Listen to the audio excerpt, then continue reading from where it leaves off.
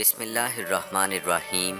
السلام علیکم ناظرین کرام، رسول اکرم صلی اللہ علیہ وآلہ وسلم کے نقش قدم پر چلتے ہوئے پہلے حضرت ابو بکر صدیق رضی اللہ تعالی عنہ، پھر سیدنا عمر فاروق رضی اللہ تعالی عنہ، پھر خلیفہ سوم سیدنا عثمان غنی رضی اللہ تعالی عنہ، اور پھر خلیفہ چہارم سیدنا حضرت علی رضی اللہ تعالی عنہ نے جس طرح سے اپنی زندگیوں کو گزارا اور رسول اکرم صلی اللہ علیہ وآلہ وسلم کی تعلیمات کو آگے بڑھایا اور اپنی ذمہ داریوں کو نبھایا اور اپنے عہد خلافت کے دور میں اپنے اس عہد کو، اپنی ان ذمہ داریوں کو نبھایا، بے شک وہ ہم سب کے لیے مشعل راہ ہیں۔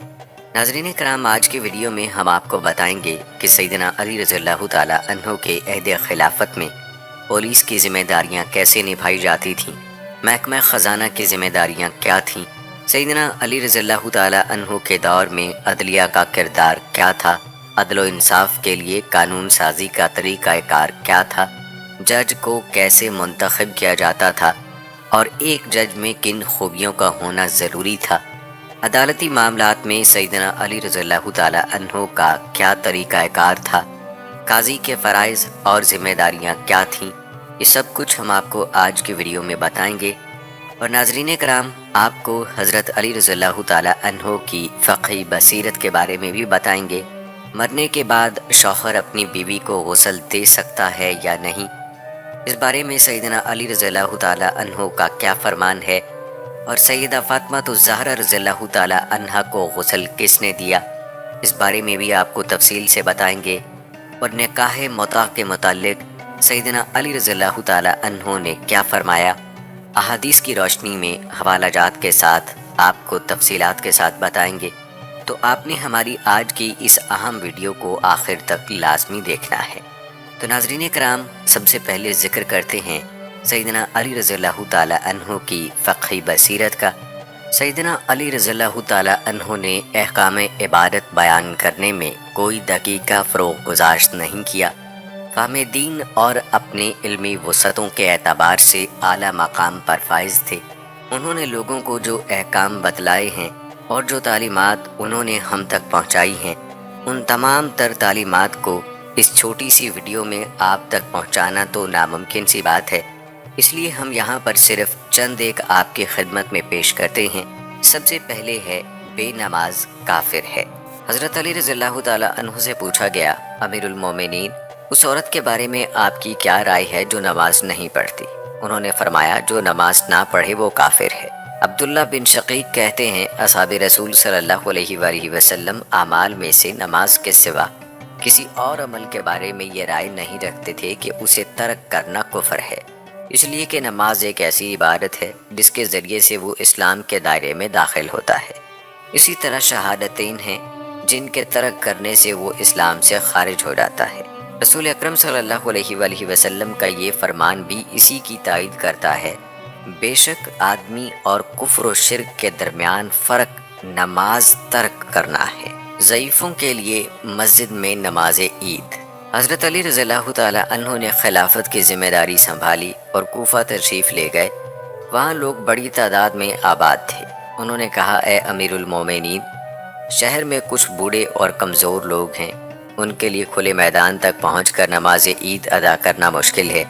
یہ سن کر حضرت علی رضی اللہ تعالی عنہ نے ایک صاحب کو مقرر کر دیا کہ وہ مسجد میں لوگوں کو عید کی نماز پڑھائیں، اور خود امیر المومنین صحرا میں تشریف لے گئے اور وہاں لوگوں کو عید کی نماز پڑھائی۔ اس سے پہلے انہوں نے کبھی ایسا نہیں کیا تھا۔ وہ خلفائے راشدین رضوان اللہ اجمعین میں سے تھے، اور نبی اکرم صلی اللہ علیہ وآلہ وسلم نے فرمایا ہے، تم پر میری اور میرے بعد خلفائے راشدین کی سنت پر عمل کرنا لازم ہے، لہٰذا جس نے خلفائے راشدین کی سنت کو مضبوطی سے تھام لیا، اس نے اللہ تعالیٰ اور اس کے رسول صلی اللہ علیہ وآلہ وسلم کی اطاعت کی۔ شوہر بیوی کو غسل دے سکتا ہے۔ حضرت علی رضی اللہ تعالیٰ عنہ کے نزدیک آدمی کا اپنی بیوی کو غسل دینا جائز ہے۔ انہوں نے اپنی زوجہ حضرت فاطمہ الزہرا رضی اللہ تعالیٰ عنہا کو خود ہی غسل دیا تھا۔ حضرت اسماء بنت امیس رضی اللہ تعالیٰ عنہ بیان کرتی ہیں کہ حضرت فاطمہ رضی اللہ تعالیٰ عنہ نے وصیت کی تھی کہ انہیں غسل میت صرف میں اور حضرت علی رضی اللہ تعالیٰ عنہ دیں، لہٰذا میں نے اور حضرت علی رضی اللہ تعالیٰ عنہ نے مل کر انہیں غسل دیا۔ اس مسئلے میں صحابہ کرام کا اجماع نقل کیا گیا ہے، کیونکہ یہ واقعہ صحابہ کرام میں کافی مشہور تھا، مگر کسی نے اس کا رد نہیں کیا۔ جمہور علماء کرام کا بھی یہی موقف ہے، اور ان کی دلیل رسول اللہ صلی اللہ علیہ وآلہ وسلم کا یہ فرمان ہے۔ آپ نے حضرت عائشہ رضی اللہ تعالی عنہا سے فرمایا تھا، اگر تم مجھ سے پہلے فوت ہو جاؤ تو کیا حرج ہے، میں تمہیں غسل دوں گا، کفن دوں گا اور تمہارا جنازہ پڑھ کر تمہیں خود دفن کروں گا۔ دوستو، امیر المومنین حضرت علی بن ابی طالب رضی اللہ تعالی عنہ فرماتے ہیں، سبزیوں پر کوئی زکوٰۃ نہیں ہے۔ ایک اور روایت کے مطابق سبزیوں اور ساگ پات پر کوئی زکوٰۃ نہیں۔ جمہور علماء کا یہی قول ہے۔ حضرت علی رضی اللہ تعالی عنہ کے نزدیک پھلوں میں بھی زکوٰۃ نہیں ہے۔ ابو اسحاق حضرت علی رضی اللہ تعالی عنہ سے روایت کرتے ہیں کہ انہوں نے فرمایا، سیب اور اس جیسی دوسری چیزوں پر زکوٰۃ نہیں ہے۔ عاصم بن زمرہ حضرت علی رضی اللہ تعالی عنہ سے روایت کرتے ہیں کہ انہوں نے فرمایا کہ سبزیوں، ککڑی اور سیب وغیرہ پر زکوٰۃ نہیں ہے۔ وہ تمام لوگ جو 4 اصناف ہی پر زکوٰۃ واجب سمجھتے ہیں، ان سب کی بھی یہی رائے ہے۔ اس کی دلیل یہ ہے کہ ان چیزوں کو زیادہ دیر تک ذخیرہ نہیں کیا جا سکتا۔ مزید برآں حضرت علی رضی اللہ تعالی عنہ کے نزدیک شہد پر زکوٰۃ واجب نہیں ہے۔ ایک موقع پر انہوں نے فرمایا کہ شہد پر کوئی زکوٰۃ نہیں ہے۔ ساری زکوٰۃ ایک ہی صنف کو دی جا سکتی ہے۔ قرآن مجید میں بیان کی گئی 8 اصناف میں سے کسی ایک صنف کو یا ساری کی ساری زکوٰۃ کسی ایک ہی آدمی کو دے دینا حضرت علی رضی اللہ تعالی عنہ کی نظر میں جائز ہے۔ وہ فرماتے ہیں، اس میں کوئی حرج نہیں ہے کہ آدمی ایک ہی صنف کو زکوٰۃ ادا کر دے۔ ان سے مروی ہے کہ ان کے پاس زکوٰۃ کا مال آیا تو انہوں نے وہ مال زکوٰۃ ایک ہی گھر کے لوگوں کو بھیج دیا۔ والدین یا اولاد کو زکوٰۃ نہیں دی جا سکتی۔ امیر المومنین حضرت علی رضی اللہ تعالی عنہ فرماتے ہیں، فرض زکوٰۃ میں والد یا اولاد کا کوئی حق نہیں ہے۔ جس کی کوئی اولاد ہے یا والدین ہے، اگر وہ ان کے ساتھ صلہ رحمی نہیں کرتا تو وہ نافرمان ہے۔ اس پر علماء کا اجماع بھی منقول ہے۔ اس رائے کے مخالفین نے ممانعت کو نفلی صدقات و خیرات پر محمول کیا ہے۔ ان کی دلیل یہ ہے کہ والدین اور اولاد کو زکوٰۃ دینے کا فائدہ خود زکوٰۃ دینے والے کو ہوتا ہے، کیونکہ اس طرح وہ ان کے اخراجات سے بری و ذمہ ہو جاتا ہے، اس لیے انہیں زکوٰۃ نہیں دے سکتا۔ کبھی ایسا بھی ہوتا ہے کہ زکوٰۃ دینے والا ادائے زکوٰۃ سے چھٹکارا حاصل کرنے کے لیے یہ حیلہ اختیار کرتا ہے۔ یہ بات یاد رکھنی چاہیے کہ زکوٰۃ اور نفقہ دونوں مستقل طور پر واجب ہیں، ان میں سے کوئی ایک دوسرے کی جگہ نہیں لے سکتا۔ جیسے روزہ، نماز اور زکوٰۃ اللہ تعالیٰ کا حق ہے، اس لیے یہ ایک عبادت ہے، جبکہ نفقہ بندوں کا حق ہے اور قرابت داری کے حوالے سے ایک ضروری سماجی سلوک ہے۔ بہت بوڑھے شخص کے لیے روزہ نہ رکھنے کی اجازت۔ امیر المومنین حضرت علی رضی اللہ تعالی عنہ کی فرمان الہی، اور جو لوگ روزہ رکھنے کی طاقت رکھتے ہوں پھر نہ رکھیں تو اس کا فدیہ ایک مسکین کو کھانا کھلانا ہے، کے بارے میں وہی رائے ہے جسے سیدنا ابن عباس رضی اللہ تعالی عنہ نے بڑے عمدہ طریقے سے بیان کیا ہے۔ سیدنا ابن عباس رضی اللہ تعالی عنہ نے اس آیت مبارکہ کی تشریح کرتے ہوئے فرمایا کہ یہ آیت بوڑھوں کے لیے ہے، یعنی اتنے بوڑھے جو بڑی مشقت سے روزہ رکھتے ہیں یا رکھ ہی نہیں سکتے، وہ فدیہ دے دیں، جو ایک مسکین کو کھانا کھلانا ہے۔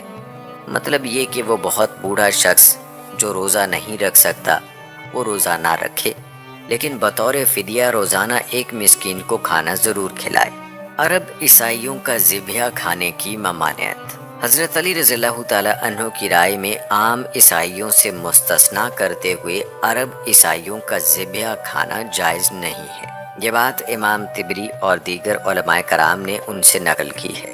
عبیدۃ السلمانی سے روایت ہے کہ عرب عیسائیوں کا ذبیحہ نہ کھایا جائے، کیونکہ انہوں نے عیسائیت کے تمام عقائد اختیار نہیں کیے۔ یہ لوگ صرف شراب پیتے ہیں۔ ایک اور روایت میں ہے کہ آپ نے فرمایا، بنی تغلب کے عیسائیوں کا ذبیحہ نہ کھاؤ، کیونکہ ان لوگوں نے شراب نوشی کے سوا عیسائیت کے عقائد مضبوطی سے نہیں تھامے۔ اس سے یہ استدلال ہوتا ہے کہ عرب عیسائی حلال کو حلال اور حرام کو حرام قرار دینے میں عیسائی تعلیمات پر عمل پیرا نہیں ہے۔ لہٰذا وہ ان میں شمار نہیں ہوں گے۔ لیکن اللہ تعالیٰ نے جب ان کے ذبح کردہ حلال جانور کو حلال قرار دیا تھا، اس وقت وہ اصل عیسائی تعلیمات سے بلحاظ عقیدہ و احکام منحرف تھے، لیکن اللہ تعالیٰ نے ان کے ذبح شدہ کو حلال قرار دینے کی ممانعت نہیں کی۔ جمہور صحابہ اور فقہا کا یہی مسلک ہے۔ حضرت علی رضی اللہ تعالیٰ عنہ کی رائے میں فخر و مباحات کی بنیاد پر ذبح کیے گئے جانور کا گوشت کھانا حرام ہے۔ جارود بن ابی صبرہ کہتے ہیں، بنی ریاح میں سے ایک آدمی تھا، اس کا نام ابن وشیل تھا، وہ کالے رنگ کا تھا، شاعری میں مقابلہ کرتا رہتا تھا۔ مشہور شاعر فرزدق نے کوفہ کے قریب ایک چشمے پر اس سے شرط لگائی کہ اگر میرے اونٹ چشمے پر وارد ہوئے تو میں 100 اونٹوں کی کونچیں کاٹ دوں گا، اور دوسرے کے اونٹ پانی پر وارد ہوئے تو وہ اپنے 100 اونٹوں کی کونچیں کاٹ ڈالے گا، یعنی ذبح کر دے گا۔ ہوا یوں کہ دونوں کے اونٹ چشمے پر پہنچ گئے اور وہ دونوں اپنے اپنے اونٹوں کی کونچیں کاٹنے لگے۔ لوگ گدھوں پر بیٹھ کر باہر نکلے تاکہ گوشت حاصل کر سکیں۔ حضرت علی رضی اللہ تعالیٰ عنہ کوفہ میں موجود تھے۔ آپ کو یہ خبر ملی تو فوراً رسول اللہ صلی اللہ علیہ وآلہ وسلم کے خچر پر باہر نکل آئے اور پکار پکار کر فرمانے لگے، اے لوگو، یہ گوشت نہ کھاؤ، یہ اونٹ غیر اللہ کے نام پر ذبح کیے گئے ہیں۔ امام ابن حزم رحمہ اللہ فرماتے ہیں، حضرت علی رضی اللہ تعالیٰ عنہ کی اس مسئلے میں دلیل یہ ہے کہ رسول اللہ صلی اللہ علیہ وآلہ وسلم نے فرمایا، اللہ تعالیٰ اس پر لعنت کرے جس نے غیر اللہ کے نام پر جانور ذبح کیا۔ دوستو، آپ کو بتاتے چلیں کہ یہ صحیح مسلم کی حدیث نمبر 1978 ہے۔ اس حدیث سے استدلال کی صورت یہ ہے کہ فخر و مباحات کی خاطر جانور ذبح کرنا در حقیقت غیر اللہ کی خاطر ذبح کرنے کے مترادف ہے۔ مردہ مرغی کے پیٹ میں موجود انڈا نجس ہے۔ حضرت علی رضی اللہ تعالیٰ عنہ کی رائے میں مردہ مرغی کے پیٹ میں موجود انڈا نجس شمار ہوگا، اسے کھانا جائز نہیں ہے، چاہے اس کا چھلکا سخت ہو گیا ہو یا نہ ہوا ہو۔ سیدنا علی رضی اللہ تعالیٰ عنہ کی یہ رائے ابن قدامہ نے نقل کی ہے۔ مشرکین اور مجوس کا پکایا ہوا کھانا کھانے میں کوئی حرج نہیں۔ مجوس اور مشرکین کا تیار شدہ کھانا جس کا کسی ذبیحہ سے کوئی تعلق نہ ہو، کھانے میں کوئی حرج نہیں، کیونکہ حرمت ذبح شدہ جانور کے ساتھ مخصوص ہے۔ امیر المومنین حضرت علی رضی اللہ تعالیٰ عنہ فرماتے ہیں، مجوس کا پکایا ہوا کھانا کھانے میں کوئی حرج نہیں، البتہ ان کا ذبح کیا ہوا گوشت کھانے سے منع کیا گیا ہے۔ جمہور فقہا کی یہی رائے ہے۔ بالوں کو سفید حالت میں رکھنا جائز ہے۔ سیدنا علی رضی اللہ تعالیٰ عنہ کے نزدیک سفید بالوں کو سفید ہی رہنے دینا اور مہندی وغیرہ سے نہ رنگنا جائز ہے۔ ان کی یہ بات ابن حجر اور دیگر علماء کرام نے نقل کی ہے۔ شابی سے روایت ہے کہ میں نے حضرت علی رضی اللہ تعالیٰ عنہ کو اس حالت میں دیکھا کہ ان کی داڑھی اور سر کے بال سفید تھے، ان کی داڑھی سینے کو ڈھانپتی تھی۔ ابو اسحاق کہتے ہیں، میں نے حضرت علی رضی اللہ تعالیٰ عنہ کو دیکھا کہ ان کے سر اور داڑھی کے بال سفید تھے اور سر کے اگلے بال جھڑ گئے تھے۔ ابن حنفیہ کہتے ہیں کہ حضرت علی رضی اللہ تعالیٰ عنہ نے ایک بار بالوں کو مہندی لگائی پھر چھوڑ دی۔ نکاح متع کی ممانعت۔ امیر المومنین حضرت علی بن ابی طالب رضی اللہ تعالیٰ عنہ نے فرمایا، رمضان نے ہر قسم کے روزے کو منسوخ کر دیا ہے، اور نکاح متع کو طلاق، عدت اور میراث نے منسوخ کر دیا ہے۔ حضرت علی رضی اللہ تعالیٰ عنہ کی دلیل وہ روایت ہے جو انہوں نے نبی اکرم صلی اللہ علیہ وآلہ وسلم سے بیان کی ہے۔ اس میں بتایا گیا ہے کہ رسول اللہ صلی اللہ علیہ وآلہ وسلم نے خیبر کے زمانے میں نکاح متع کرنے والوں اور پالتو گدھوں کا گوشت کھانے سے منع فرما دیا تھا۔ دوستو، اس حدیث کا آپ کو حوالہ بھی دیتے چلیں۔ یہ صحیح مسلم کی حدیث نمبر 1407 ہے۔ بغیر ولی کے نکاح کی 2 حالتیں۔ ابو قیس عودی سے روایت ہے کہ حضرت علی رضی اللہ تعالیٰ عنہ فرماتے ہیں، جس شخص نے ولی کی اجازت کے بغیر شادی کی اور میاں بیوی کے تعلقات بھی قائم کر لیے، ان دونوں کے درمیان علیحدگی نہیں کی جائے گی۔ اگر میاں بیوی کے تعلقات قائم نہیں ہوئے تو ان دونوں کے درمیان علیحدگی ہو جائے گی۔ عورت کے جسمانی عیوب ناگوار ہوں تو اس سے علیحدگی جائز ہے۔ اگر شادی کرنے والا مرد اپنی بیوی میں کوئی عیب پائے کہ اس کے ساتھ رہنا بہت مشکل ہو جائے تو امیر المومنین حضرت علی رضی اللہ تعالی عنہ کی رائے یہ ہے کہ اگر ازدواجی تعلقات ثابت ہوں تو حق مہر واجب ہے۔ اس صورت میں آدمی کو طلاق دینے یا بیوی کو ساتھ رکھنے کا اختیار ہوگا۔ اگر تعلقات ثابت نہیں تو بغیر حق مہر کے ان کے مابین علیحدگی کر دی جائے گی۔ حکمرانوں کے انعامات قبول کر لیے جائیں۔ امیر المومنین حضرت علی رضی اللہ تعالی عنہ فرماتے ہیں، سلطان وقت کی طرف سے انعامات لینے میں کوئی حرج نہیں، وہ جو دیتے ہیں اس میں حرام کی مقدار معمولی اور زیادہ تر حلال ہوتا ہے۔ مزید فرمایا، سلطان سے کبھی کچھ نہ مانگو، اگر وہ کچھ دیں تو لے لو، بیت المال میں جو کچھ ہے اس میں حرام کم اور زیادہ حلال ہے۔ ظلم رکوانے اور حق دلوانے پر کوئی اجرت نہ لی جائے۔ جس نے کسی شخص کو اس کا حق لے کر دینے میں مدد دی یا اس پر ہونے والے ظلم کا سدباب کیا، اس کے لیے جائز نہیں کہ اس نصرت پر کوئی ہدیہ قبول کرے۔ حضرت علی رضی اللہ تعالی عنہ کا یہ نقطہ نظر امام ابن حزم نے انہی سے نقل کیا ہے۔ ادھار دی گئی چیز کی ضمانت نہیں۔ عاریتاً کوئی چیز لینے والا اگر وہ چیز کوئی بددیانتی یا زیادتی کیے بغیر ضائع کر بیٹھے تو یہ شخص حضرت علی رضی اللہ تعالی عنہ کی نظر میں ضامن نہیں ہے۔ حضرت علی رضی اللہ تعالی عنہ فرماتے ہیں، وہ ضامن نہیں ہے کیونکہ اسے عاریتاً دی گئی چیز نیکی کے جذبے سے دی گئی تھی۔ ہاں اگر وہ بددیانتی یا زیادتی کرے تو پھر ضامن ٹھہرے گا۔ رکھی گئی امانت کی کوئی ضمانت نہیں۔ جس کے پاس کوئی چیز رکھی گئی ہے وہ امانت ہے، اگر ایسی چیز امین سے کسی غلطی کے بغیر ضائع ہو جائے تو وہ ذمہ دار نہیں ہوگا۔ حضرت علی رضی اللہ تعالی عنہ کی یہی رائے ہے۔ وہ فرماتے ہیں، عاریتاً یا امانتاً لی گئی چیز کی ضمانت نہیں ہے۔ کفار کے ہاتھ مال غنیمت بیچنے کی ممانعت۔ جنگ میں کافروں سے حاصل کیے گئے مال غنیمت کو پھر انہی کفار کے ہاتھ بیچ دینا جائز نہیں۔ موسیٰ سے روایت ہے کہ حضرت علی رضی اللہ تعالی عنہ کی خدمت میں اجمیوں کے برتن میں سے سونے کا ایک مخصوص برتن لایا گیا۔ انہوں نے اسے توڑنا چاہا تاکہ اسے مسلمانوں میں تقسیم کر دیں۔ کچھ کافر سوداگروں نے آپ سے کہا، اگر آپ اسے توڑ دیں گے تو اس کی قیمت ضائع کر دیں گے، اسے ہمارے ہاتھ بیچ دیجئے، ہم آپ کو اس کی زیادہ سے زیادہ قیمت دینے کو تیار ہیں۔ یہ سن کر آپ رضی اللہ تعالی عنہ نے فرمایا، میں تمہیں تمہاری وہ چودراہٹ اور ملکیت واپس کرنے کو تیار نہیں جو اللہ تعالیٰ نے تم سے چھین لی ہے۔ انہوں نے اس برتن کے ٹکڑے کر ڈالے اور لوگوں میں تقسیم کر دیے۔ امیر المومنین نے یہ اقدام اس لیے کیا تاکہ ان کا برتن انہیں اپنی عظمت و شوکت کی یاد نہ دلائے یا یہ چیز دوبارہ ان کے لیے مفید نہ بن جائے۔ صنعت گر ضامن ہے۔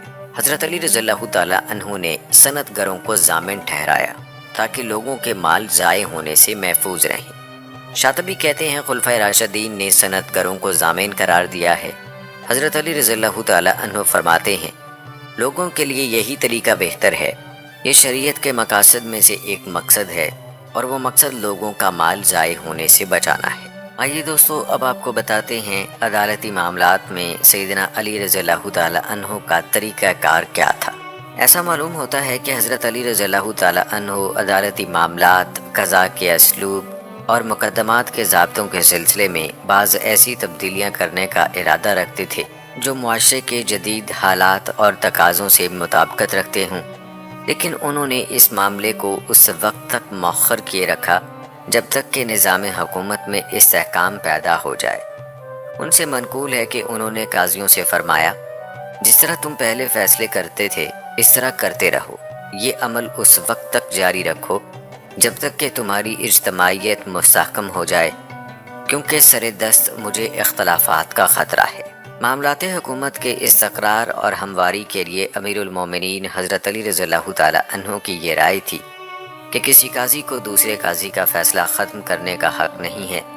خود انہوں نے اہل نجران اور نبی اکرم صلی اللہ علیہ وآلہ وسلم کے مابین طے پانے والا جو معاہدہ تحریر کیا تھا، اس بارے میں بعد ازاں اہل نجران کے درمیان اختلاف پیدا ہو گیا۔ چنانچہ انہوں نے حضرت عمر رضی اللہ تعالی عنہ سے اس میں تبدیلی کی درخواست کی۔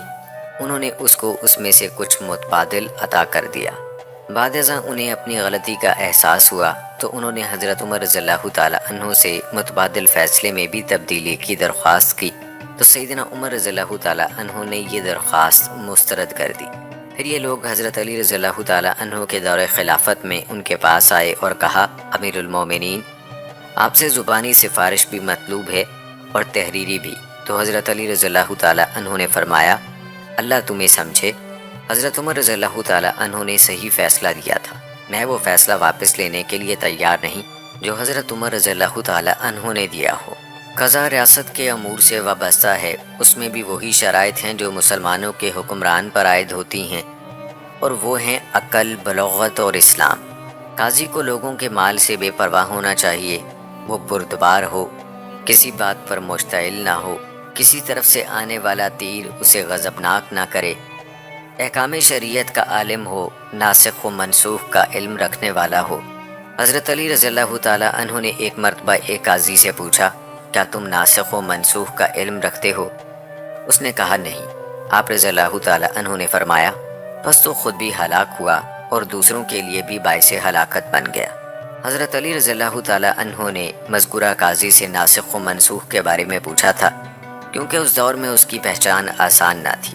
قاضی کے لیے یہ بھی شرط ہے کہ اسے سابقہ عدالتی فیصلوں سے آگاہی ہو، تاکہ وہ ان کے اسلوب اور طریق سے باہر نہ نکل سکے۔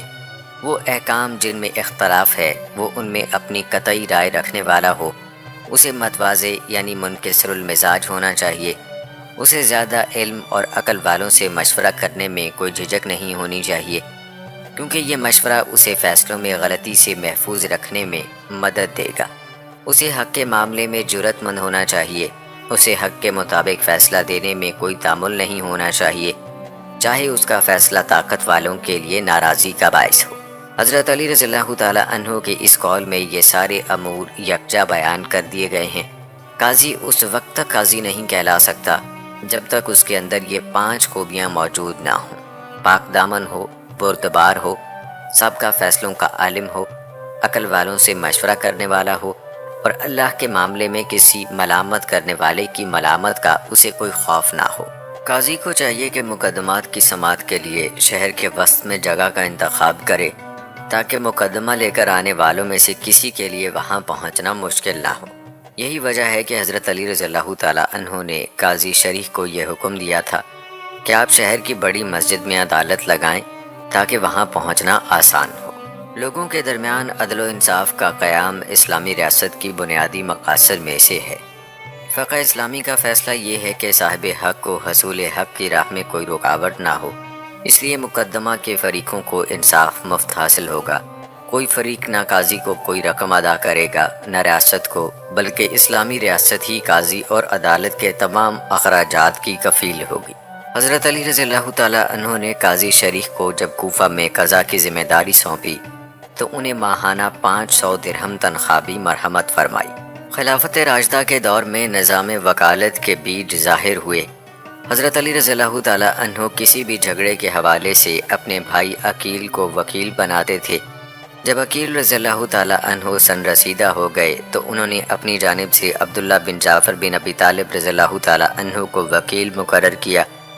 آپ فرماتے تھے کہ میرے وکیل کے حق میں جو فیصلہ ہوگا وہ میرے حق میں ہوگا، اور جو فیصلہ میرے وکیل کے خلاف صادر ہوگا وہ میرے خلاف ہوگا۔ دوستو، اگر بات کی جائے قاضی کے فرائض اور ذمہ داریوں کی تو سیدنا علی رضی اللہ تعالیٰ عنہ کے عہد میں قاضی کو اپنے فیصلوں کو یقینی بنانے کے لیے کچھ امور کا اہتمام کرنے کی تاکید کی جاتی تھی جو کہ بہت اہم تھیں۔ ان میں سب سے پہلے پیش آمدہ معاملے کا گہرا مطالعہ کرنا تھا۔ قاضی کو پیش نظر مقدمے میں قطعی فیصلہ صادر کرنے میں جلد بازی سے کام نہیں لینا چاہیے۔ یہی وجہ ہے کہ حضرت علی رضی اللہ تعالیٰ عنہ نے ایک موقع پر قاضی شریح سے فرمایا، جب تک آپ بات ہی نہیں کرتے آپ کی زبان آپ کی غلام ہے، جو ہی آپ بول اٹھے آپ زبان کے غلام ہو گئے، لہٰذا یہ دیکھو کہ کیا فیصلہ کر رہے ہو، کس بارے میں کر رہے ہو اور کس طرح کر رہے ہو۔ دوسری بات، دونوں فریقوں سے برابری کا سلوک۔ حضرت علی رضی اللہ تعالیٰ عنہ کے پاس ایک مہمان آیا، ان کے پاس کچھ روز رہا، اس مہمان کے پاس مد مقابل فریق کا آدمی ملنے آیا۔ حضرت علی رضی اللہ تعالیٰ عنہ نے اس سے پوچھا، کیا تم اس کے مد مقابل فریق ہو؟ اس نے کہا جی ہاں۔ آپ نے مہمان سے فرمایا، یہاں سے چلے جاؤ۔ ہم کسی مقدمہ دائر کرنے والے مہمان کو ٹھہراتے ہیں تو اس کے مد مقابل فریق کو بھی ساتھ ہی ٹھہراتے ہیں۔ مد مقابل فریقوں سے اونچی آواز میں کلام کرنے سے اجتناب کا بھی اہتمام کیا جاتا تھا۔ حضرت علی بن ابی طالب رضی اللہ تعالیٰ عنہ نے ابو الاسد الطولی کو قضا کی ذمہ داری سونپی، پھر انہیں معزول کر دیا۔ انہوں نے پوچھا، آپ نے مجھے معزول کیوں کیا؟ میں نے کوئی خیانت کی، نہ کوئی جرم کیا۔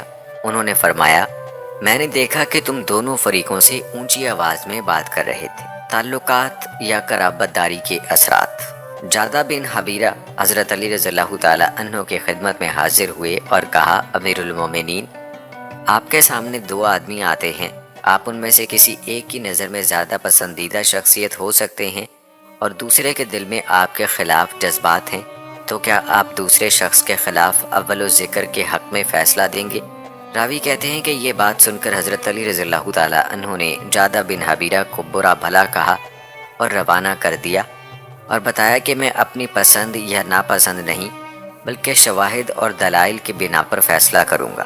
جہاں تک ذاتی پسند یا ناپسند کا تعلق ہے، اس کے بارے میں آپ نے فرمایا کہ یہ بات میرے اختیار میں نہیں، یہ تو سب اللہ تعالیٰ کی جانب سے ہے۔ قاضی کی ذمہ داری ہے کہ اہل علم اور اصحاب رائے سے مشورہ کرے تاکہ کوئی اپنے حق سے محروم نہ ہو جائے۔ حضرت علی رضی اللہ تعالیٰ عنہ شورا کے ان ارکان میں شامل تھے جن سے خلفائے راشدین میں سے کسی کو پیش آمدہ مسئلے کے بارے میں مشورے کی ضرورت ہوتی تو ان سے ضرور مشورہ کرتے تھے۔ خصاف نے ادب القاضی میں یہ روایت کیا ہے کہ حضرت عثمان رضی اللہ تعالیٰ عنہ کے سامنے مقدمے کے دونوں فریق پیش ہوتے تو وہ انہیں کہتے، علی رضی اللہ تعالیٰ عنہ کو بلاؤ، طلحہ رضی اللہ تعالیٰ عنہ اور زبیر رضی اللہ تعالیٰ عنہ کو بھی بلاؤ۔ کچھ اور اصحاب کو بھی بلاتے۔ جب وہ آ جاتے تو دونوں فریقوں سے فرماتے، اب تم اپنی اپنی بات پیش کرو۔ جب وہ اپنا معاملہ اور موقف پیش کرتے تو کامل توجہ سے سنتے اور اصحاب رسول سے کہتے، آپ کی کیا رائے ہے؟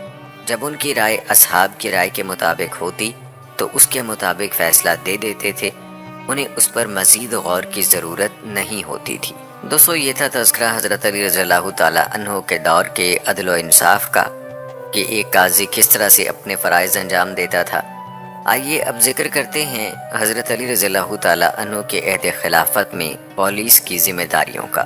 جب حضرت علی رضی اللہ تعالیٰ عنہ خلافت کی ذمہ داری پر متمکن ہوئے تو مملکت اسلامیہ میں پولیس کی ذمہ داری بڑی اہم اور معروف ذمہ داریوں میں سے ایک تھی۔ آپ کے عہد خلافت کے دوران پولیس کا کردار بیان کرنے والی کہانیاں اور آثار بہت ہیں۔ ان میں سے ایک وہ ہے جو ازبغ بن نبات سے روایت کی گئی ہے۔ وہ کہتے ہیں کہ ایک نوجوان نے حضرت علی رضی اللہ تعالیٰ عنہ کی خدمت میں آ کر کچھ لوگوں کے خلاف شکایت کی۔ اس نے کہا کہ یہ لوگ میرے والد کے ساتھ سفر پر گئے تھے، اب یہ لوگ واپس آئے ہیں تو میرے والد ان کے ساتھ نہیں ہیں۔ میں نے ان لوگوں سے اپنے والد کے بارے میں پوچھا تو کہتے ہیں کہ وہ فوت ہو گیا۔ میں نے ان سے اپنے والد کے مال کے بارے میں پوچھا تو وہ کہتے ہیں تمہارا باپ تہی دامن تھا، اس نے کچھ نہیں چھوڑا، جبکہ وہ ان کے ساتھ بہت سارا مال لے کر گئے تھے۔ ہم یہ مقدمہ قاضی شریح کی عدالت میں لے کر گئے، انہوں نے ان لوگوں کو بری کر دیا ہے۔ حضرت علی رضی اللہ تعالیٰ عنہ نے پولیس والوں کو بلایا اور ان ملزموں سے ہر آدمی کے لیے دو دو آدمیوں کی ذمہ داری سونپی اور انہیں تاکید فرمائی کہ ان لوگوں میں سے کوئی ایک دوسرے سے ملنے نہ پائے۔ پھر اپنے سیکریٹری یعنی کاتب کو بلایا، بعد ازاں ان ملزموں میں سے ایک ملزم کو بلایا۔ اب سیکریٹری نے ملزم سے پوچھا کہ اس نوجوان کے والد کے بارے میں بتاؤ، وہ کس دن تمہارے ساتھ سفر پر روانہ ہوا، راستے میں کہاں کہاں پڑاؤ ڈالا، سفر کیسا رہا، اس کا والد کس بیماری یا کس سبب سے فوت ہوا، پھر اس کا مال کہاں گیا۔ پھر سیکریٹری نے یہ بھی پوچھا اسے غسل کس نے دیا، کس نے نماز جنازہ پڑھائی اور کہاں دفن ہوا۔ سیکریٹری اسی طرح کے سوالات پوچھتا رہا اور ملزم کا بیان لکھتا رہا۔ اسی طرح کے دیگر سوالات بھی کیے، کاتب جواب لکھتا رہا۔ اس موقع پر حضرت علی رضی اللہ تعالیٰ عنہ اور حاضرین نے اللہ کی کبریائی کا نعرہ لگایا۔ یہ منظر دیکھ کر ملزم یہ سمجھتے رہے کہ ان کا بیان صحیح تسلیم کر لیا گیا ہے۔ بعد ازاں دوسرے ملزم کو بلایا اور پہلے ملزم کو ایک طرف بھیج کر اس مجلس سے غائب کر دیا، اس سے بھی اسی طرح کے سوال کیے۔ پھر تیسرے ملزم سے اس طرح تفتیش کی گئی یوں باری باری جب تمام ملزموں کے بیانات مکمل ہو گئے اور تحریر میں آ گئے تو ان سب کے بیانات ایک دوسرے سے یکسر مختلف تھے۔ اب پہلے ملزم کو بلایا گیا۔ حضرت علی رضی اللہ تعالیٰ عنہ نے فرمایا، اے دشمن خدا، میں نے تمہارے ساتھیوں سے جو معلومات حاصل کی ہیں ان سے معلوم ہوا کہ تم جھوٹے ہو۔ اب تمہاری نجات اسی میں ہے کہ تم سچ سچ کہو۔ پھر اسے قید میں ڈال دیا۔ اس موقع پر حضرت علی رضی اللہ تعالیٰ عنہ اور حاضرین نے پھر اللہ کی کبریائی کا نعرہ لگایا۔ ان میں سے ہر ایک کو یقین ہو گیا کہ ان کے ساتھی نے جرم کا اقرار کر لیا ہے۔ انہوں نے پھر دوسرے ملزم کو بلایا، اسے بھی دھمکایا تو اس نے صاف بتا دیا کہ میرے ساتھیوں نے جو کچھ کیا مجھے وہ ناپسند تھا۔ پھر سب کو بلایا تو انہوں نے صحیح واقعہ بتا دیا۔ آخر میں قید میں موجود آدمی کو بلایا اور اسے کہا کہ تمہارے تمام ساتھیوں نے اقرار جرم کر لیا ہے، یوں تمہارے لیے سچ بولنے کے سوا کوئی چارہ نہیں۔ لہٰذا ان سب کے اقرار جرم کے بعد ان کو ادائے مال کا ذمہ دار ٹھہرایا گیا اور ان سے مقتول کا قصاص لیا گیا۔ یہ قصہ بہت سے معنی اور امور پر دلالت کرتا ہے۔ اس میں تفتیش کرنے والوں کے لیے استفادہ کی کئی صورتیں موجود ہیں۔ مزید برآں اس واقعے سے سیدنا علی رضی اللہ تعالیٰ عنہ کے دور خلافت میں پولیس اور جیل کے نظام کا پتہ چلتا ہے۔ امیر المومنین حضرت علی رضی اللہ تعالیٰ عنہ نے کوفہ میں ایک جیل بنائی، اس کا نام نافع رکھا، لیکن وہ جیل مضبوط نہ تھی، قیدی اس میں سے نکل بھاگتے تھے۔ بعد ازاں انہوں نے اسے گرا کر وہاں مضبوط بنیادوں پر ایک نئی جیل تعمیر کرائی اور اس کا نام مخیص رکھا۔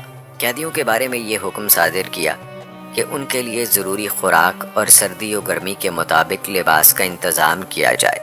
امیر المومنین حضرت علی رضی اللہ تعالیٰ عنہ نے پولیس اصلاحی اور فلاحی مقاصد کے لیے تشکیل دی تھی۔ انہوں نے محکمہ پولیس میں مختلف شخصیات کو نگران مقرر کیا۔ ان میں ابو الحجاج الاسدی، قیس بن سعد بن عبادہ، معقل بن قیس الریائی، مالک بن الخبیب الربوی، ساریہ بن مرت الخزائی شامل ہیں۔ پولیس کے ذمے امن عامہ کی اجتماعی ذمہ داریوں کے علاوہ محتاجوں کی مدد، لاچاروں کی داد رسی، بھولے بھٹکے مسافروں کی رہنمائی، مساکین کو کھانا کھلانے اور ان سے نرمی کا سلوک کرنے کی ذمہ داریوں کے ساتھ ساتھ ہر قسم کا وہ انسانیت نواز تعاون بھی شامل تھا جس سے صرف رب ذوالجلال کی خوشنودی مطلوب ہو۔ اس سے یہ بات واضح ہو جاتی ہے کہ حضرت علی رضی اللہ تعالیٰ عنہ کے خلافت راشدہ کے دوران عوام الناس کی ہمہ جہت نہایت مخلصانہ خدمات انجام دی گئیں۔ سیدنا علی رضی اللہ تعالیٰ عنہ نے معاشرے کو توحید کی دعوت اور اخلاق عالیہ سے متصف کرنے کے علاوہ شرک و بدعت سے بیزاری کی بنیاد پر صحیح دینی کلچر کو فروغ دینے اور حق و صداقت کا پرچم بلند رکھنے کے لیے آخر دم تک اپنی مساعی جمیلہ جاری رکھیں۔ اس سلسلے میں قرآن و سنت کی روشنی ہمیشہ ان کی رہنما رہی۔ مزید برآں انہوں نے اپنے پیش رو سیدنا ابو بکر صدیق رضی اللہ تعالیٰ عنہ، سیدنا عمر رضی اللہ تعالیٰ عنہ اور سیدنا عثمان رضی اللہ تعالیٰ عنہ کے عہد خلافت کے اہم فیصلوں سے بھی استفادہ کیا۔ وہ اعلیٰ دینی و علمی بصیرت کے انتہائی متقی حکمران تھے۔ ان کی خدمات جلیلہ کے احترام میں تاریخ کی پیشانی ہمیشہ جھکی رہے گی۔ دوستو، محکمہ پولیس کی تو بات ہوئی، آئیے اب ذکر کرتے ہیں محکمہ خزانہ کی۔ اسلامی ریاست کی مالیاتی پالیسی میں حضرت علی رضی اللہ تعالیٰ عنہ کے دور میں کوئی قابل ذکر تبدیلی رونما نہیں ہوئی۔ امیر المومنین حضرت علی رضی اللہ تعالیٰ عنہ مستحق لوگوں کو مال عطا کرنے میں حضرت ابو بکر صدیق رضی اللہ تعالیٰ عنہ کے برابری کے نقطہ نگاہ پر قائم رہے۔ کسی ایک کو دوسرے پر ترجیح اور فضیلت نہیں دی۔ جس طرح سادات کے لیے عطا کرنے کا حکم تھا اسی طرح غلاموں کے لیے بھی تھا۔ بعض علاقوں میں خراج کی وصولی وہاں کے حاکموں کے ذمے تھی۔ مصر میں قیس بن سعد بن عبادہ جو والی عمومی تھے خراج کے مسئول تھے۔ اسی طرح جب حضرت علی رضی اللہ تعالیٰ عنہ نے اشترا نخعی کو مصر روانہ کیا تو انہیں ولایت عمومی کے ساتھ خراج کا مسئول بھی بنایا اور تاکید فرمائی کہ خراج اتنا ہو کہ اہل علاقہ کے لیے مناسب ہو اور لوگوں کی ضروریات کو بھی پیش نظر رکھا جائے، کیونکہ تمام لوگ خراج کے ضرورت مند ہیں۔ آپ نے انہیں اس بارے میں جو خط لکھا اس میں فرمایا، خراج کی وصولی سے زیادہ تمہاری توجہ اہل زمین کی آباد کاری پر ہونی چاہیے، اور جس نے آباد کاری کے عمل کو چھوڑ کر خراج کے حصول ہی پر توجہ دی وہ لوگوں کے لیے ضرر رساں اور بندگان خدا کے لیے ہلاکت کا موجب ہوگا۔ اس طرح نظام حکومت بھی قائم نہیں ہو سکے گا اگر لوگوں پر کوئی بوجھ ہو یا کوئی بیمار ہو یا پانی نہ ملنے کی شکایت ہو یا زمین زیر آب آ گئی ہو یا شدید قحط سالی کے باعث زمین پانی کو ترس رہی ہو تو لوگوں سے تخفیف کا رویہ اختیار کرو تاکہ ان کے مسائل حل ہو جائیں۔ جتنا بھی ممکن ہو آباد کاری کے لیے کوشش کرو۔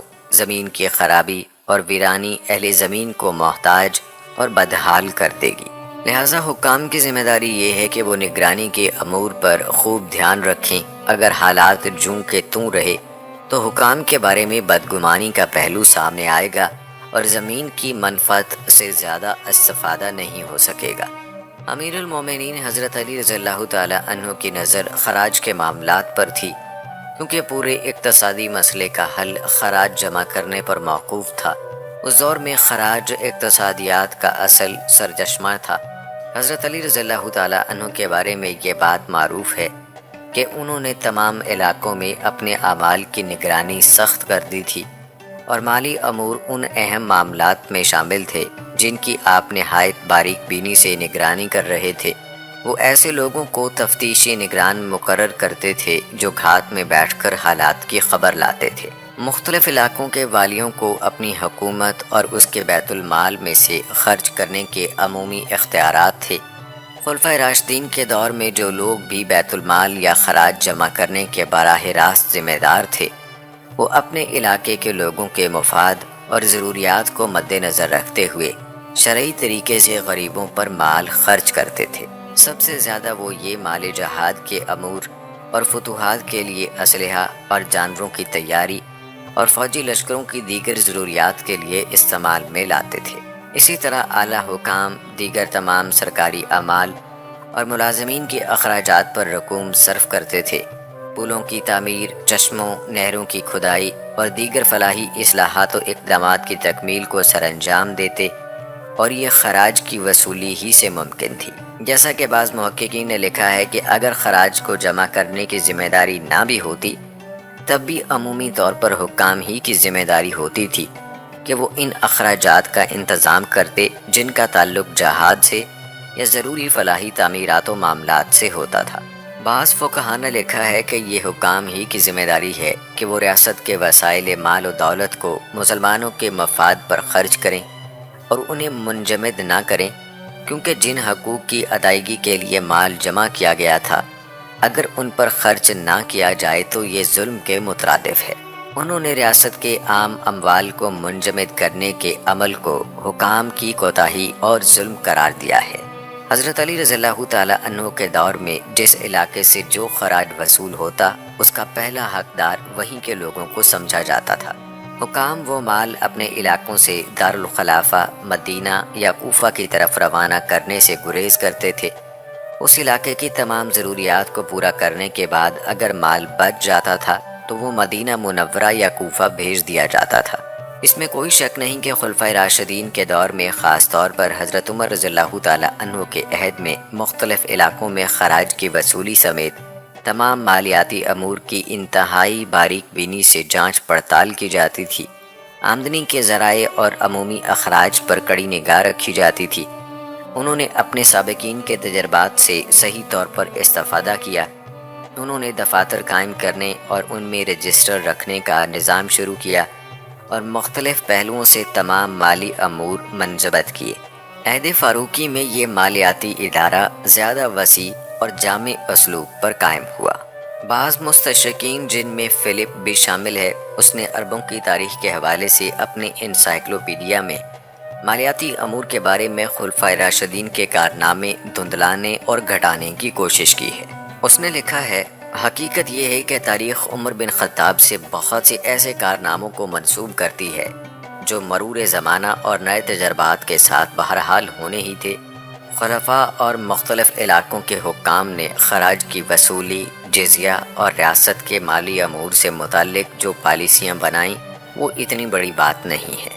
اسلام نے بازنطینی نظام حکومت جو شام اور مصر میں راج تھا اسی پر اپنے نظام حکومت کی بنیاد رکھی۔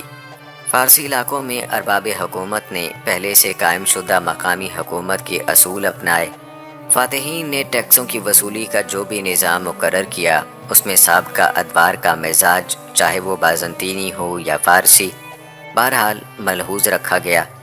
خواہ وہ علاقہ انہوں نے صلح کی بنیاد پر حاصل کیا یا طاقت کے بلبوتے پر فتح کیا، اس معاملے میں انہوں نے عمر بن خطاب کی کسی قسم کی قانون سازی سے رہنمائی حاصل نہیں کی۔ تو دوستو، یہ تھا احوال حضرت علی رضی اللہ تعالیٰ عنہ کے دور خلافت میں محکمہ خزانہ کا۔ دوستو، امیر المومنین حضرت علی رضی اللہ تعالیٰ عنہ جب خلافت پر مطمئن ہوئے تو یہ لمحات تھے جب حضرت عثمان رضی اللہ تعالیٰ عنہ نہایت سفاکی سے شہید کر دیے گئے تھے۔ پھر اس کے نتیجے میں مسلمانوں کی صفوں میں انتشار پیدا ہو گیا تھا اور وہ افتراق کا شکار ہو گئے تھے۔ ان حادثات و واقعات کے بعد حضرت علی رضی اللہ تعالیٰ عنہ کی زیادہ تر توجہ ان زخموں پر مرہم رکھنے کی طرف تھی، لیکن اس صورتحال سے نمٹنے کے ساتھ ساتھ آپ نے تمام سرکاری ذمہ داریاں نہایت خوبی اور خلوص سے انجام دیں اور عدالتی امور کی طرف بھی خاص توجہ فرمائی۔ ان کے انتظام و انصرام اور تنظیم و ترتیب کا عمل نہایت جامع پیمانے پر انجام دیا۔ ان کا ایک خط جو انہوں نے اپنے گورنر مصر اشترا نخعی کو لکھا، اس میں وہ فرماتے ہیں، لوگوں کے مابین فیصلہ کرنے کے لیے رعیت میں سے ایسی افضل و اکمل شخصیت کا انتخاب کرو جس کے معاملات زندگی تنگی کا شکار نہ ہو، اس کے مد مقابل کوئی اس سے جھگڑا کرنے والا نہ ہو، وہ خود اپنی غلطی پر اصرار کرنے والا نہ ہو، حق کو جان لینے کے بعد اس کی طرف رجوع کرنے میں اسے کوئی رکاوٹ نہ ہو، اس کے دل میں کوئی لالچ نہ ہو، حقیقت حال جاننے کے لیے وہ تھوڑی بات سمجھنے کی بجائے پوری بات کامل گہرائی سے سمجھے، مشتبہ امور میں رک جانے والا ہو، دلائل سے حقائق اخذ کرنے والا ہو، مخالفین کی بار بار کی موشگافیوں سے زچ نہ ہو، معاملات کی وضاحت میں انتہائی صبر کرنے والا ہو، فیصلہ واضح ہو جانے کے بعد قطعی رائے رکھنے والا ہو، مبالغہ آرائی کرنے والے کے ہاتھوں مجبور نہ ہو اور فساد پیدا کرنے والے کی بات پر برانگیختہ نہ ہو۔ تمہیں اس قسم کے لوگ کم ہی ملیں گے۔ بہرحال ایسا ہی جج ڈھونڈو، پھر اس پر خرچ کرنے میں فراخ دلی سے کام لو تاکہ وہ اپنی ضروریات پوری کرنے کے لیے لوگوں کا محتاج نہ ہو۔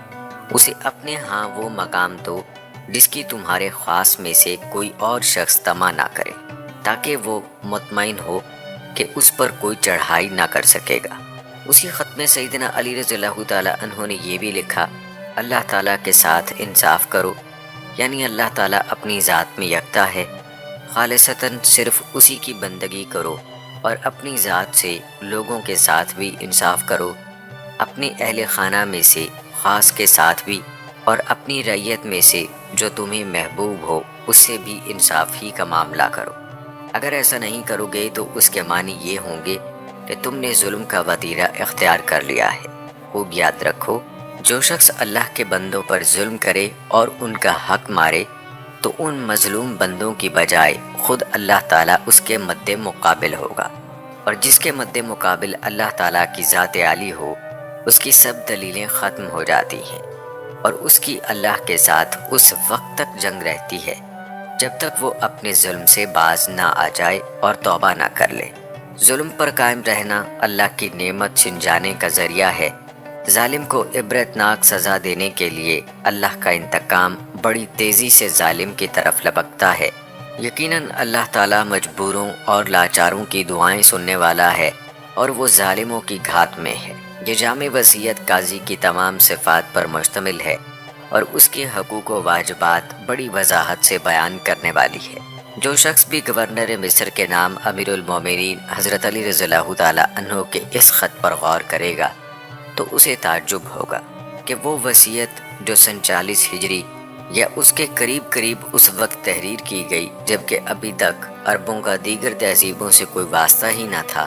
غور کیجئے کہ اس وقت ایک سچے مسلمان کی عقل و دانش کس طرح اللہ کے نور سے منور ہو رہی تھی اور اس کے دل و دماغ پر زندگی کے مقاصد منہج کس وضاحت سے منکشف ہو رہے تھے۔ انہوں نے ریاست کے معاملات کو کس طرح صحیح منہج پر قائم کیا جو آج کے دور کے دستوروں اور قوانین کے مقابلے میں بدرجہ بہتر ہے۔ رعیت کے ساتھ انصاف اور اسے ظلم سے بچانے کے لیے امیر المومنین حضرت علی رضی اللہ تعالیٰ عنہ کے یہ نظریات بعد میں مظالم پر کنٹرول اور اس بارے میں قوانین کی ترتیب و تنظیم کے لیے بنیاد کی حیثیت اختیار کر گئے۔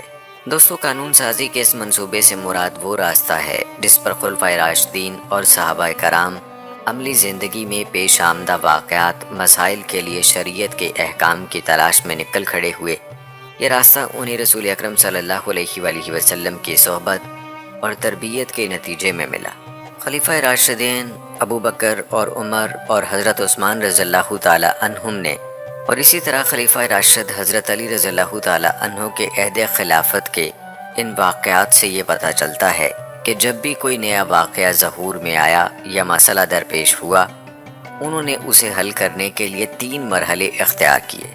سب سے پہلے انہوں نے کتاب اللہ سے رجوع کیا۔ اگر پیش آمدہ مسئلے کے بارے میں واضح طور پر کتاب اللہ سے رہنمائی مل گئی تو فبہا، ورنہ وہ سنت رسول صلی اللہ علیہ وآلہ وسلم کی روشنی میں ڈھونڈتے تھے۔ اگر اس میں بھی مسئلے کا حل نہ ملتا تو وسیع تر مفہوم میں رائے کی طرف منتقل ہو جاتے تھے۔ اور دوستو، جیسا کہ ہم نے اپنی پچھلی ویڈیوز میں آپ کو بتایا کہ اکثر اوقات پہلے مرحلے میں یہ رائے اجتماعی ہوتی، خاص طور پر جب وہ مسئلہ ریاست کے امور میں عمومی انداز کا ہوتا۔ انہیں اس بارے میں خصوصی مدد اس لیے ملی کہ کبار صحابہ ابھی تک مدینہ منورہ ہی میں قیام پذیر تھے۔ ان کی بیک وقت دستیابی آسان تھی اور ان سے رائے لینا ممکن تھا۔ بعد ازاں یہی بات اصطلاحی طور پر اجماع کہلائی اور قانون سازی کی بنیاد میں قیاس اور مصلحت کی اصطلاحات کا استعمال بھی کیا گیا۔ دوستو، ہماری آج کی یہ ویڈیو اس حوالے سے بہترین دلیل ہے جو میمون بن مہران نے کہی ہے۔ وہ کہتے ہیں، حضرت ابو بکر صدیق رضی اللہ تعالی عنہ کے پاس کوئی مقدمہ آتا تو فوراً کتاب اللہ میں نظر دوڑاتے تھے۔ اگر اس میں اس مسئلے کا کوئی حل مل جاتا تو اس کے مطابق فیصلہ کر دیتے تھے۔ اگر اس مسئلے کا حل اس میں نہ ہوتا اور سنت رسول صلی اللہ علیہ وآلہ وسلم میں سے ان کے علم میں کوئی بات ہوتی تو اس کے مطابق فیصلہ کرتے تھے۔ اگر سنت میں بھی کوئی حل نہ ملتا تو صحابہ کرام کو جمع کرتے اور ان سے مشورہ کر کے ان کی رائے طلب کرتے تھے۔ جب ان کی اجتماعی رائے سامنے آ جاتی تو اس کے مطابق فیصلہ کر دیتے تھے۔ حضرت عمر رضی اللہ تعالی عنہ بھی ایسا ہی کرتے تھے۔ اگر انہیں قرآن و سنت میں درپیش تقاضے کا جواب نہ ملتا تو پھر وہ یہ دیکھتے تھے کہ کیا اس بارے میں سیدنا ابو بکر صدیق رضی اللہ تعالی عنہ کا کوئی فیصلہ موجود ہے۔ اگر موجود ہوتا تو اس کے مطابق فیصلہ صادر فرما دیتے تھے۔ بصورت دیگر اجل صحابہ رضوان اللہ مجمعین کو بلاتے تھے، وہ جس بات پر اجماعی رائے دیتے اس کے مطابق فیصلہ کر دیتے تھے۔ حضرت عبداللہ بن مسعود رضی اللہ تعالی عنہ سے روایت ہے، وہ فرماتے ہیں، آج کے بعد جس کسی مسئلے کے بارے میں فیصلہ مطلوب ہو وہ کتاب اللہ کے مطابق فیصلہ دے۔ اگر کتاب اللہ میں گوہر مقصود نہ ملے تو رہنمائی کے دوسرے سرچشمے سے رجوع کرے اور اس بارے میں نبی اکرم صلی اللہ علیہ وآلہ وسلم کا فیصلہ تلاش کرے۔ کوئی مسنون فیصلہ نہ ملے تو صالحین کی اجتماعی رائے کے مطابق فیصلہ کر دے۔ اگر درپیش معاملے میں کتاب اللہ اور سنت رسول صلی اللہ علیہ وآلہ وسلم دونوں میں سے کوئی روشنی نہ ملے اور صالحین کا بھی کوئی اجماعی فیصلہ دستیاب نہ ہو تو پوری دیانت سے اپنے اجتہادی رائے سے فیصلہ صادر کر دے۔ یہ نہ کہے کہ میں ڈرتے ڈرتے یہ رائے دے رہا ہوں۔ بے شک حلال بھی واضح ہے اور حرام بھی واضح ہے اور ان کے مابین کچھ مشتبہ امور ہیں۔ شک میں ڈالنے والی بات کو چھوڑ دو اور وہ چیز اختیار کر لو جس میں شک کی گنجائش نہ ہو۔ دوستو، آئیے اب ذکر کرتے ہیں حضرت علی رضی اللہ تعالی عنہ کے زمانہ خلافت کے ججوں کے بارے میں۔ حضرت علی رضی اللہ تعالی عنہ نے بعض ان قاضیوں کو ان کے منصب پر بحال رکھا جن کی اہلیت ثابت ہو گئی اور جو پہلے ہی سے قضا کی ذمہ داری پر مامور تھے۔ آپ نے ان کے علاوہ بھی قاضی اور والی مقرر کیے۔ ان کی تفصیل کچھ اس طرح سے ہے، شریح بن الحارث کوفہ کے قاضی تھے۔ حضرت علی رضی اللہ تعالی عنہ نے انہیں وہیں برقرار رکھا۔ آپ انہیں ہر ماہ 500 درہم تنخواہ دیتے تھے۔ ابو موسیٰ الاشعری رضی اللہ تعالی عنہ کو حضرت عثمان رضی اللہ تعالی عنہ نے کوفہ میں قاضی مقرر کیا تھا۔ حضرت علی رضی اللہ تعالی عنہ نے انہیں بھی برقرار رکھا، تاہم کچھ مدت بعد انہیں معزول کر دیا۔ عبید اللہ بن مسعود یمن کے والی اور قاضی تھے۔ عثمان بن حنیف بصرہ میں قاضی تھے۔ قیس بن سعد مصر میں تعینات تھے، وہ مصر کی فتح میں بھی شامل تھے۔ حضرت علی رضی اللہ تعالیٰ عنہ نے انہیں والی مصر مقرر کیا، انہوں نے وہاں اپنا گھر بنایا، آپ نے انہیں معزول کر دیا اور ان کی جگہ محمد بن ابی بکر کو والی بنا دیا۔ عمارہ بن شہاب کوفہ میں تعینات تھے۔ تمام بن عباس مدینہ منورہ میں سن 37 ہجری میں، اور قسم بن عباس مکہ میں اور پھر طائف میں قاضی رہے۔ جادہ بن حبیرہ المخزومی بعد ازاں خالد بن کرہ الہری بوئی خراسان میں قاضی تھے۔ عبداللہ بن عباس رضی اللہ تعالیٰ عنہ بصرہ کے والی مقرر ہوئے۔ ابو الاسد الدولی وہاں قاضی تھے۔ ایک قول کے مطابق حضرت عبداللہ بن عباس رضی اللہ تعالیٰ عنہ نے بصرہ میں عبد الرحمن بن یزید الحدانی کو قاضی مقرر کیا، جو محلب بن ابی صفرہ کے اخیافی یعنی ماں کی طرف سے بھائی تھے۔ وہ حضرت علی رضی اللہ تعالیٰ عنہ کے دور تک اور بعد ازاں حضرت معاویہ رضی اللہ تعالیٰ عنہ کے دور خلافت میں کچھ عرصے تک وہاں کے قاضی رہے، یہاں تک کہ زیاد کا دور آیا تو اس نے انہیں معزول کر دیا۔ ابو عبیدہ رحمۃ اللہ علیہ کہتے ہیں، عبداللہ بن عباس رضی اللہ تعالیٰ عنہ لوگوں کو فتویٰ دیا کرتے اور ان کے مابین فیصلے کرتے تھے۔ ابن عباس جب بصرہ سے کہیں باہر جاتے تو ابو الاسد کو اپنا نائب بنا جاتے تھے۔ بعد ازاں وہ فتویٰ دیا کرتے تھے۔ اس وقت قاضی کو مفتی کہا جاتا تھا۔ یہ سلسلہ اسی طرح جاری رہا حتیٰ کہ سن 40 ہجری میں حضرت علی رضی اللہ تعالیٰ عنہ کو شہید کر دیا گیا۔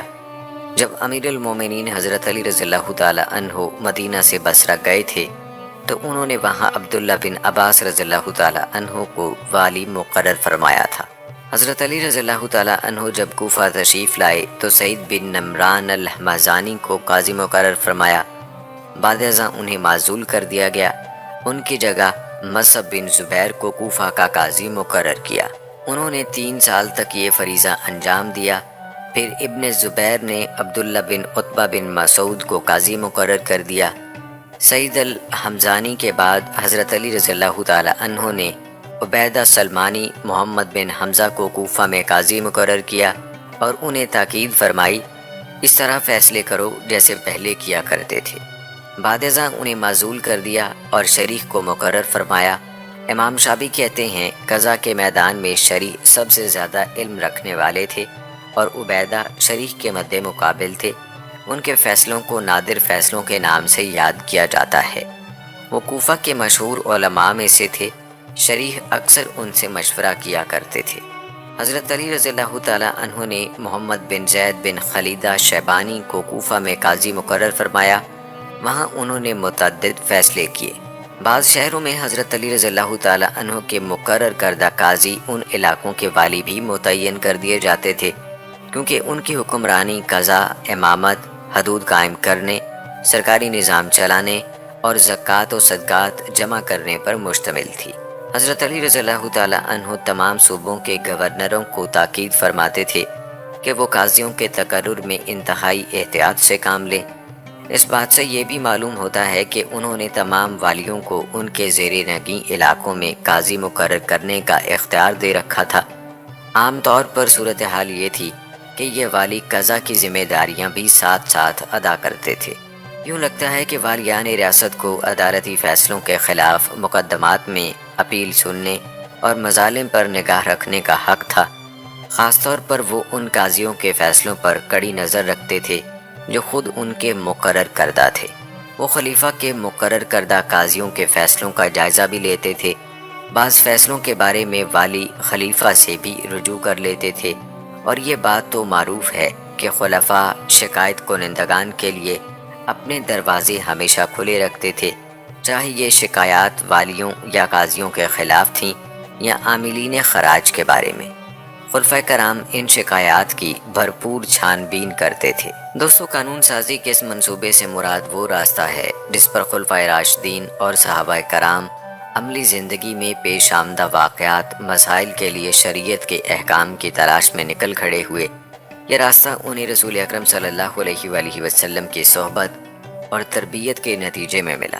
خلیفہ راشدین ابو بکر اور عمر اور حضرت عثمان رضی اللہ تعالی عنہم نے، اور اسی طرح خلیفہ راشد حضرت علی رضی اللہ تعالی عنہ کے عہد خلافت کے ان واقعات سے یہ پتہ چلتا ہے کہ جب بھی کوئی نیا واقعہ ظہور میں آیا یا مسئلہ درپیش ہوا انہوں نے اسے حل کرنے کے لیے 3 مرحلے اختیار کیے۔ سب سے پہلے انہوں نے کتاب اللہ سے رجوع کیا۔ اگر پیش آمدہ مسئلے کے بارے میں واضح طور پر کتاب اللہ سے رہنمائی مل گئی تو فبہا، ورنہ وہ سنت رسول صلی اللہ علیہ وآلہ وسلم کی روشنی میں ڈھونڈتے تھے۔ اگر اس میں بھی مسئلے کا حل نہ ملتا تو وسیع تر مفہوم میں رائے کی طرف منتقل ہو جاتے تھے۔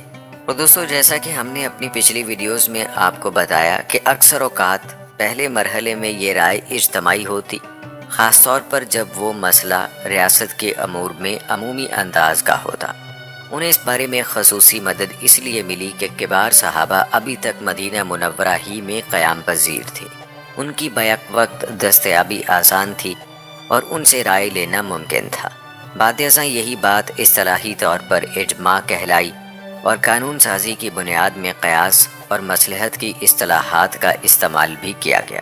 دوستو، ہماری آج کی یہ ویڈیو اس حوالے سے بہترین دلیل ہے جو میمون بن مہران نے کہی ہے۔ وہ کہتے ہیں، حضرت ابو بکر صدیق رضی اللہ تعالی عنہ کے پاس کوئی مقدمہ آتا تو فوراً کتاب اللہ میں نظر دوڑاتے تھے۔ اگر اس میں اس مسئلے کا کوئی حل مل جاتا تو اس کے مطابق فیصلہ کر دیتے تھے۔ اگر اس مسئلے کا حل اس میں نہ ہوتا اور سنت رسول صلی اللہ علیہ وآلہ وسلم میں سے ان کے علم میں کوئی بات ہوتی تو اس کے مطابق فیصلہ کرتے تھے۔ اگر سنت میں بھی کوئی حل نہ ملتا تو صحابہ کرام کو جمع کرتے اور ان سے مشورہ کر کے ان کی رائے طلب کرتے تھے۔ جب ان کی اجتماعی رائے سامنے آ جاتی تو اس کے مطابق فیصلہ کر دیتے تھے۔ حضرت عمر رضی اللہ تعالی عنہ بھی ایسا ہی کرتے تھے۔ اگر انہیں قرآن و سنت میں درپیش تقاضے کا جواب نہ ملتا تو پھر وہ یہ دیکھتے تھے کہ کیا اس بارے میں سیدنا ابو بکر صدیق رضی اللہ تعالی عنہ کا کوئی فیصلہ موجود ہے۔ اگر موجود ہوتا تو اس کے مطابق فیصلہ صادر فرما دیتے تھے۔ بصورت دیگر اجل صحابہ رضوان اللہ مجمعین کو بلاتے تھے، وہ جس بات پر اجماعی رائے دیتے اس کے مطابق فیصلہ کر دیتے تھے۔ حضرت عبداللہ بن مسعود رضی اللہ تعالی عنہ سے روایت ہے، وہ فرماتے ہیں، آج کے بعد جس کسی مسئلے کے بارے میں فیصلہ مطلوب ہو وہ کتاب اللہ کے مطابق فیصلہ دے۔ اگر کتاب اللہ میں گوہر مقصود نہ ملے تو رہنمائی کے دوسرے سرچشمے سے رجوع کرے اور اس بارے میں نبی اکرم صلی اللہ علیہ وآلہ وسلم کا فیصلہ تلاش کرے۔ کوئی مسنون فیصلہ نہ ملے تو صالحین کی اجتماعی رائے کے مطابق فیصلہ کر دے۔ اگر درپیش معاملے میں کتاب اللہ اور سنت رسول صلی اللہ علیہ وآلہ وسلم دونوں میں سے کوئی روشنی نہ ملے اور صالحین کا بھی کوئی اجماعی فیصلہ دستیاب نہ ہو تو پوری دیانت سے اپنے اجتہادی رائے سے فیصلہ صادر کر دے۔